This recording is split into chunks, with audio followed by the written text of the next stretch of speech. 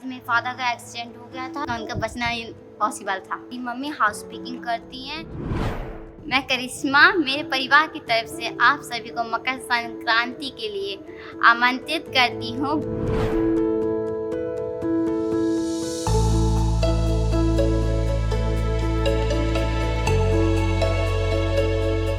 मेरा नाम करिश्मा है। मैं झारसो गुरुग्राम में रहती हूँ। मेरे घर में 5 बहनें और 1 भाई है। तो मम्मी हॉस्पिटल में जाते हैं, काम करती हैं, और जो मेरे सबसे बड़े भैया हैं वो काम करते हैं।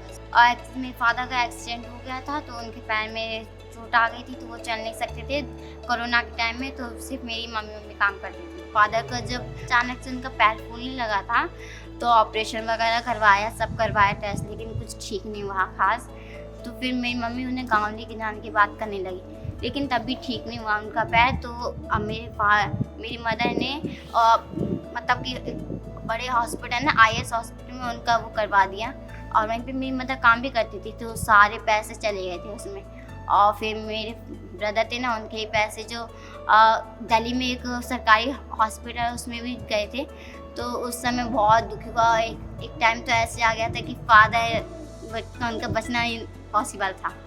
और जो मतलब पैसे आते हैं मम्मी के और भैया की, वो ऑटो का किराया दे देते हैं, और ये घर का रूम रेंट दे देते हैं। हमारी फ़ीस भी लगती है स्कूल में, सरकारी स्कूल में अब 9वीं से फ़ीस लगना स्टार्ट हुआ था, तो उनकी फ़ीस भी दे देते हैं सबकी। और जो मेरी दीदी है ना, उनके बोर्ड के एग्ज़ाम आए थे पिछले साल, तो उनके लिए भी उनको ऑटो वगैरह का सबका वो देना। मैं जब गांव से आई थी, तो मैम ने बताया कि सारे बच्चों का बुनियाद में फॉर्म भरा जा रहा है, तो मैम ने हमारा भी फॉर्म भर दिया था।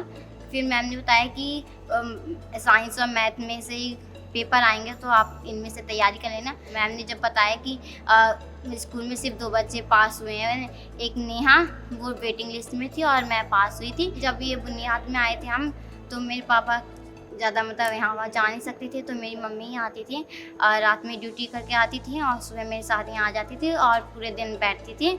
जब छुट्टी हो जाती थी तो मेरे साथ ही घर जाती थी।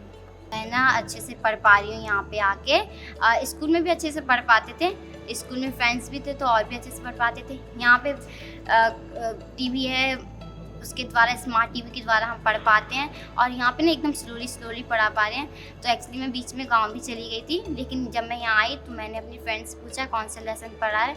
अभी भी वही लेसन चल रहा है, तो मैंने अच्छे से अभी मैंने उसी नोटबुक ली और रिवाइज़ किया। तो मतलब मेरी बहन ने पूछा, तो मैंने उसको भी बताया कि ये लेसन चल रहा है, तो अब हम दोनों साथ में पढ़ते हैं।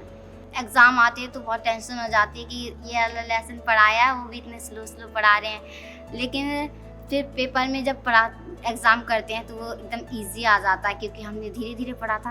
बुनियाद में अच्छे से पढ़ाई होती है, और जो मैथ में, खासकर मैथ में मुझे सबसे अच्छा लगता है, क्योंकि मैथ वाले जो सर है ना, वो एकदम डिटेल से एकदम ईजी पढ़ाते हैं। फेस्टिवल आता है तो हम उसमें, मेरी मम्मी ना उस दिन छुट्टी ले लेती हैं, और हम सब मिलकर उस फेस्टिवल को मतलब सेलिब्रेट करते हैं। और सबसे अच्छा फेस्टिवल लगता है मकर संक्रांति, क्योंकि उसमें मम्मी है ना घर पे रह के और सबके लिए लड्डू बनाती हैं, बहुत तरीके के, चावल के लड्डू, आटे के लड्डू, और ये तिली के लड्डू, बहुत सारे लड्डू बनाते हैं। तो हम सब है ना मिल के सेलिब्रेट करते हैं, और जो हमारे पड़ोसी है ना, हम उनको भी देते हैं। और अगर हम गाँव में होते हैं ना, तो गाँव में तो हमारा पूरा मोहल्ला इकट्ठा होता है, और उसमें ना सब एक दूसरे को अपने घर की बनाई हुई मिठाइयाँ देते हैं।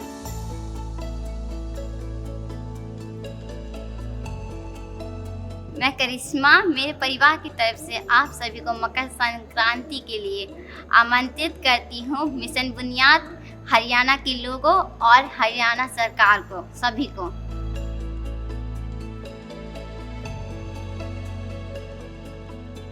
मिशन बुनियाद में जो अभी नया बैच आएगा, तो मैं उनको सबसे पहले तो जो सिलेक्ट होंगे उनको कंग्रेचुलेशन बोलूँगी, और उसके बाद बोलूँगी कि तो आप अच्छे से पढ़ाई कीजिए, तभी आप आगे कुछ बन पाएंगे। क्योंकि जो आपके फैमिली आपको सपोर्ट कर रही है, वो इसी वजह से कर रही होगी कि एक दिन हमारा जो बेटा या बेटी जो होगा, वो एक दिन ज़रूर हमारा नाम रोशन करेगा, और नाम रोशन करेगा। और साथ ही हमारे जो मतलब कि हमने जितना भी झेला है, वो उसको लाइफ में ना झेल पाए। हमारे फादर ने भी हमें और मदर ने हमें बहुत सारी हैप्पी खुशियाँ दी हैं, हम भी उन्हें खुशियाँ दें।